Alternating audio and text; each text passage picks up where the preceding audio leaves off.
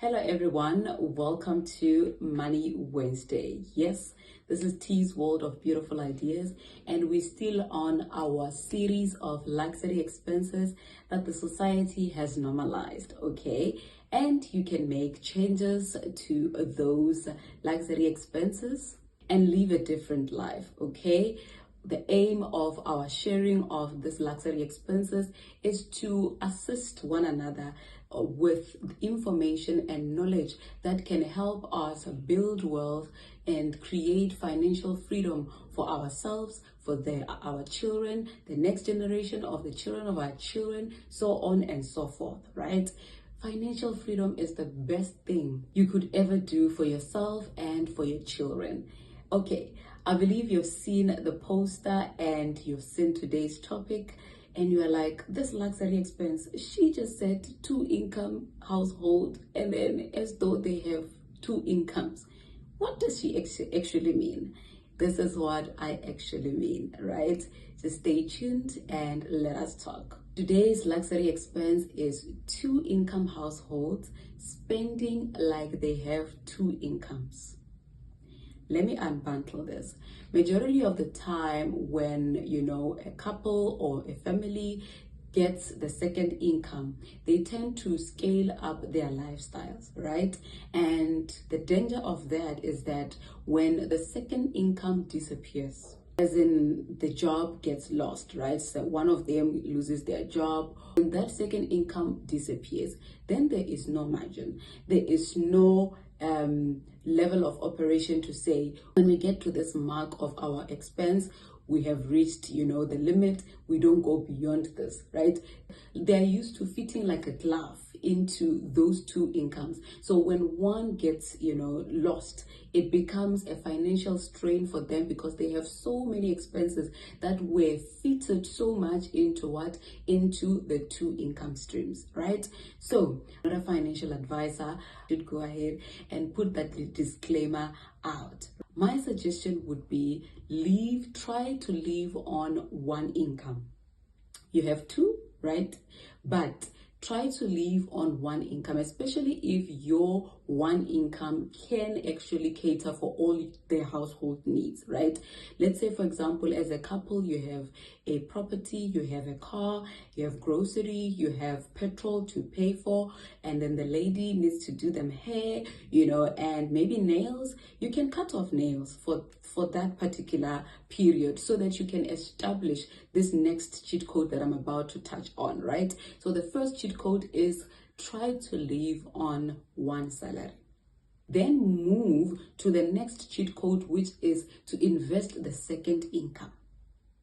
You see, so on the first income, you are living off of that and then taking care of your expenses that are required for your basic living. And then on the second income, you are investing in different types of investments. I've shared that on one of the videos on my channel. Please go check it out. Yes, so whenever it happens that one of you loses their job, it is not so much of a strain to you. It is not a financially draining situation because you're not trying to readjust yourself. You are already on par with the expenses because you fit so much into the first income and you are satisfied with all the expenses that you take out from the first income. And then with that second income, you've invested it. Let's say, for example, you've bought property and you've put tenants there. They are paying for the property, they're paying rental, and you're also adding every month from the second income to pay for that bond, right? And you are cutting it short in righteousness.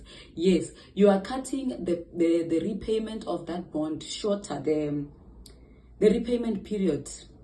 If it was 20 years or 25 years that you were supposed to pay it, you paying double the amount for the bond, you are cutting it short in righteousness, right? You will end up paying for that bond for 10 years, right? Or 15 years. So you've saved up interest for 10 years. That is a huge bargain. So if maybe you lose the second income, you know that particular investment, which is maybe property, is paid up Now the rental money that comes into the pocket for that particular property now can come into your family account and help out here and there, and you will not feel that actually the second income is lost, because the second income reproduced itself, replicated itself in the form of the property investment that you have established. You get it? So I really hope this helps somebody. I know a lot of people are actually, fitting all the expenses within the two incomes, and they still feel, oh my God, these incomes are not enough. We need another one. We need another one. But the reality of money is that every time you get more, you are tempted to scale up. Every time you get more, you are tempted to match, the level of the new income that you just got. But if you use the suggestion that I am presenting today, you will get to realize that you are actually building more wealth, and you have money for days, right? Meaning that any day, if rain comes, you have money for those days. If a child needs to go to school, you have money for days. If anything happens, maybe you are in a property, you own a property, and something happens and it requires the legal involvement, you have to go to court and you get lawyers and all that, you have money for days. You get me? So you are really preparing or preventing yourself from being stranded during rainy days.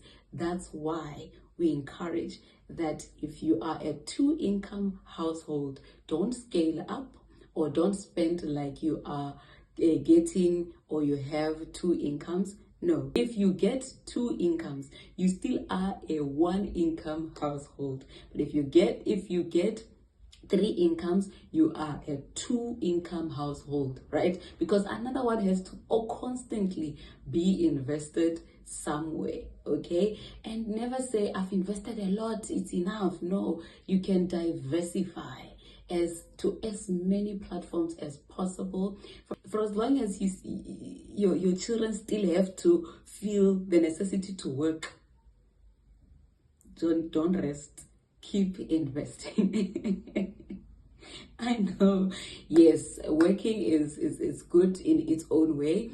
We can talk about that in another video. But yes, for as long as you feel the need that my children have to go to school to study hard so that they can work, make money for themselves, no, at least give them a starter pack. I spoke about a starter pack as well in the video where I was talking about taking money, sending money home while neglecting your own needs, right? Financial needs. So you can check that one out as well. But yes, make sure that you invest the second income, you spend the first income, so that from the investments, your children would have proper starter packs when they become adults and they want to go out to be independent, okay? They would have enough resources to start them up, to start their lives up, and you would look at them and say, and be proud of yourself that, oh my God, I actually created that.